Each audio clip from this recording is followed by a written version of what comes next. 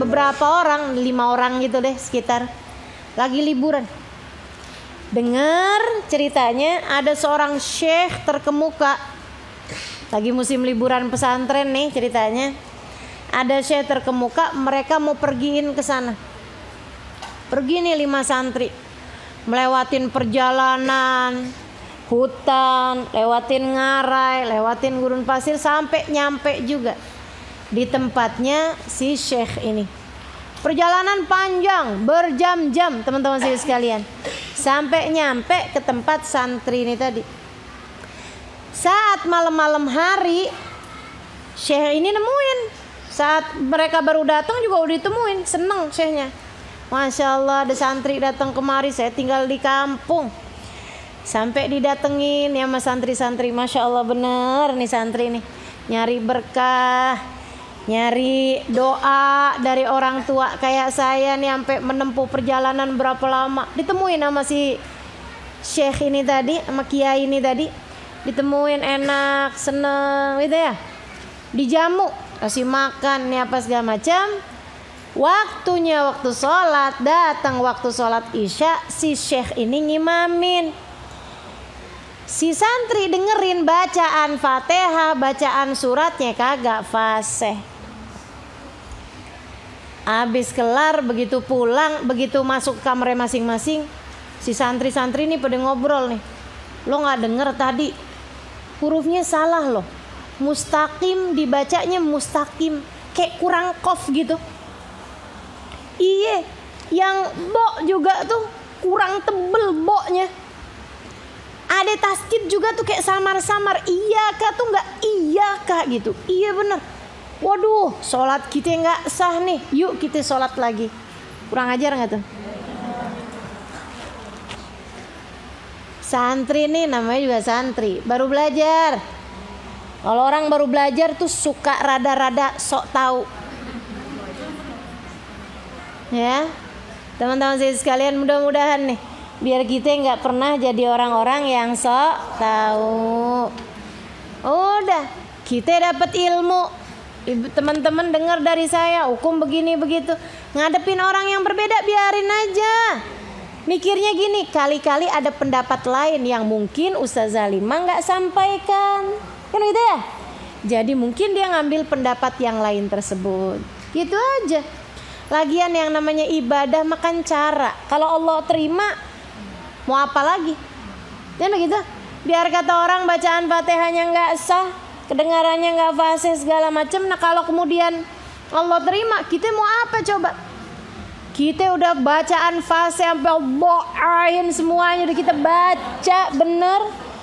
Kalau Allah ngelihat hatimu kotor, hatimu nggak khusyuk, hatimu nggak bener, Allah nggak berkenan menerima, mau apa juga kita? Bisa apa kita? Ibadah ini kan adalah jalan menuju ridhonya Allah, dan kita nggak pernah tahu Allah ridho sama kita itu karena apa. Jadi teman-teman sekalian, si santri ini sholat lagi. Nih santri berlima nih.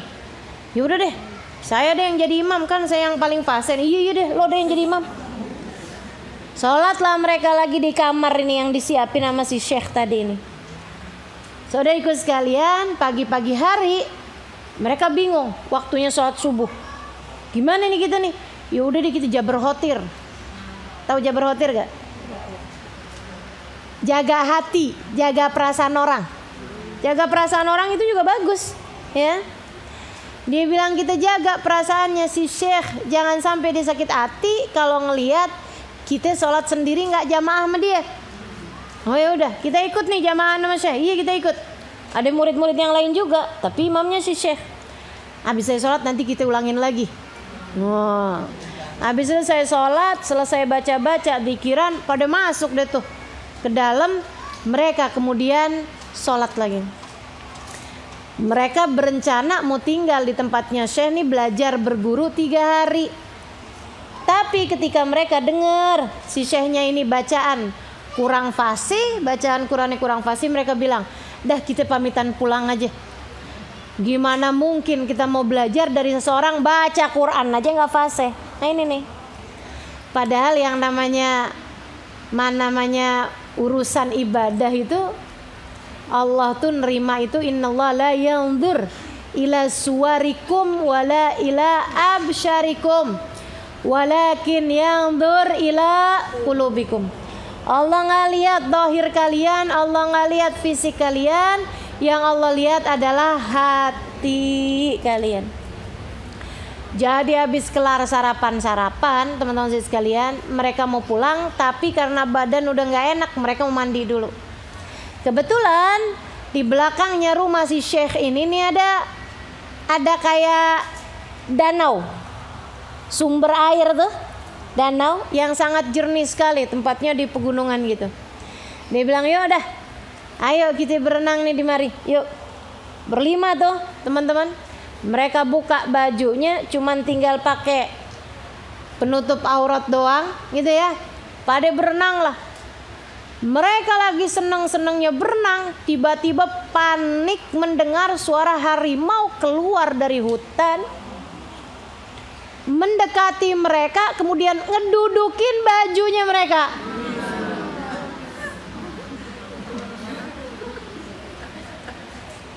Jadi ceritanya biar bajunya nggak ada yang basah, gitu kan ya. Mereka itu sampai ke pakaian dalam, begitu nyemplung dikeluarin, dilempar. Sekarang didudukin sama macan.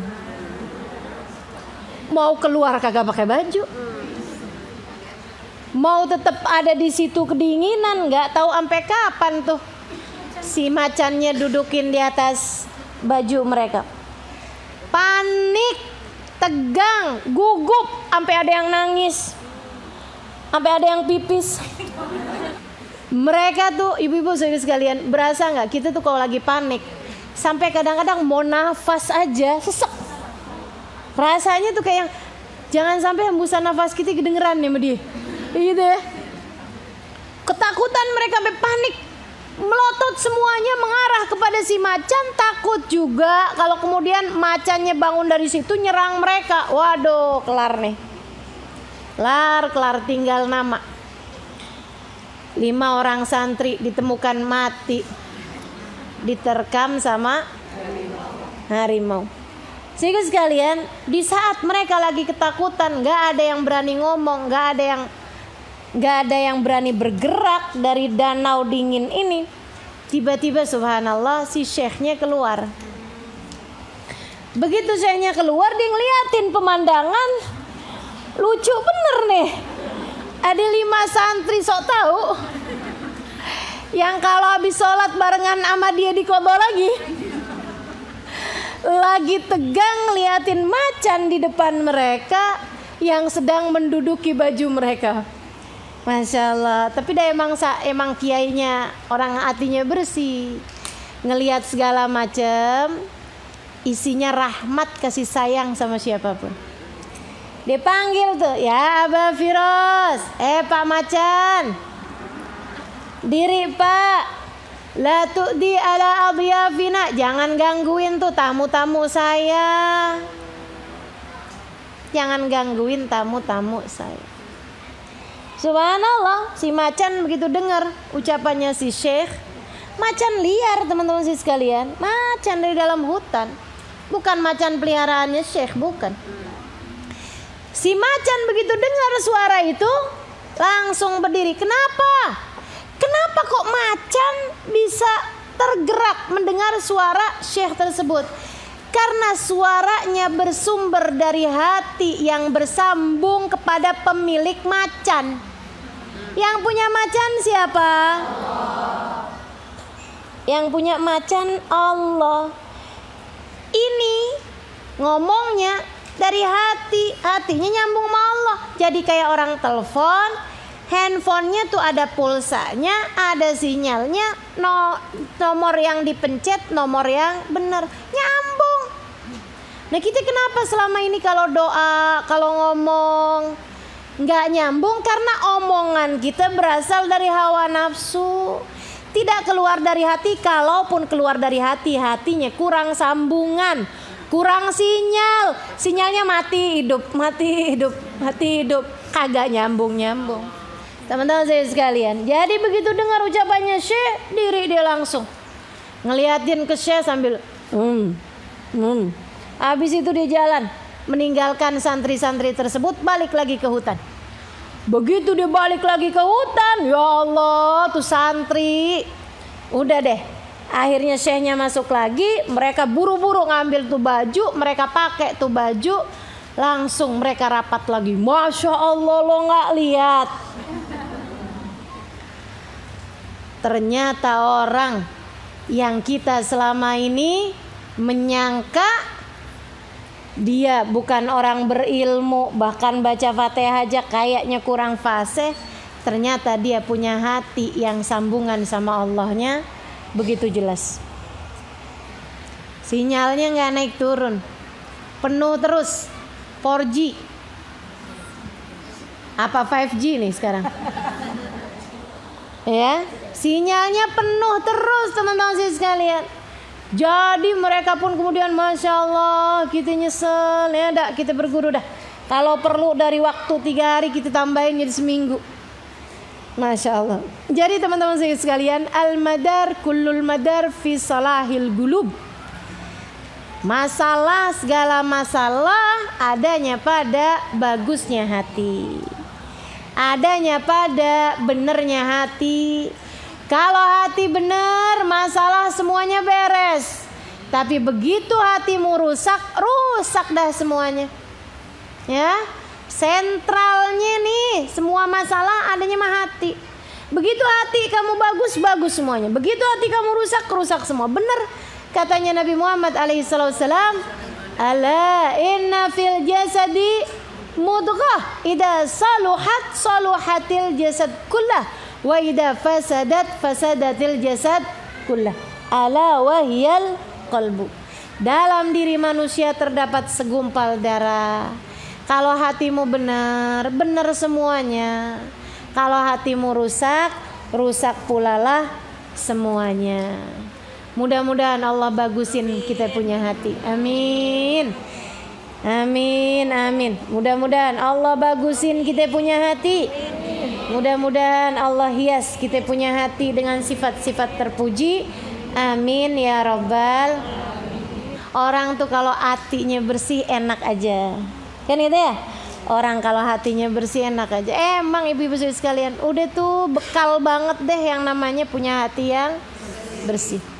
Punya hati yang selamat, punya hati yang jernih, punya hati yang gak ada ngeres-ngeresnya, punya hati yang gak ada sampah-sampahnya, punya hati yang gak ada penyakit-penyakitnya. Itu udah cara bahagia hidup dari dunia hingga kelak di hari akhirat, di hari akhirat.